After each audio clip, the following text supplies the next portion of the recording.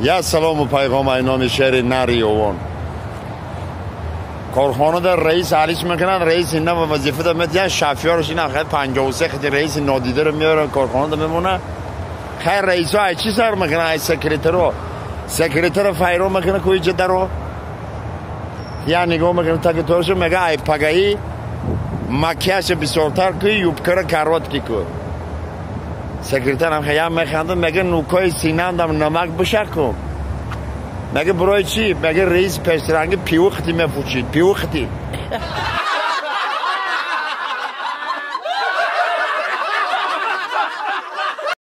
навор сохта шудагии бо дастгирии сайти 1xbet дар инҷа коэффициентҳои зиёд ва бонусҳои гуногуна меёбем ки силкаш дар комментария ҳамчунин агар бо промокоди ёвонӣ шумо регистратсия кунед барои пардохти аввалин тон 6500 рубл бонус медиҳанд.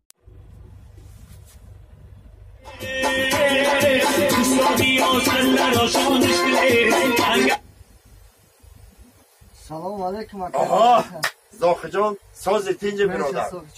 ساعتی نیم تکم دیگه شود پشت دری مده چی آمدی تق تق کدسی خواب نبود خیلی برای چی خواب رو میبرد خیلی کسی نمیکنی برای سگره قارجوی برای سگره قارجو خیلی برای سگره قارجو کسی میکنی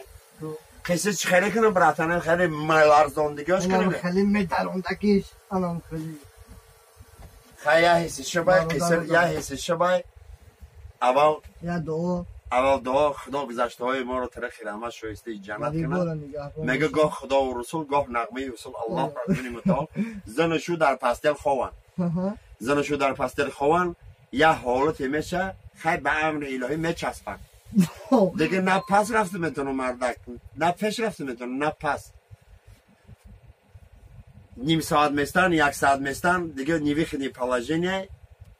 تلفن رو میگیره زنگ میزنه سلام علیکم دکتر همه بلنیسه ها بلنیسه دکتر جان میبخشی خیلی خیلی حالت شد دیگه من خطی زنم روز کردم گفته شما در دوری لیف روز کردین گفته نه در وقتی سکس روز کردیم من نه پیش رفته میتونم نه خمایتنی زنه کنده میتونم گفته کجا زندگی میکنه گفته پاوراد 46 ده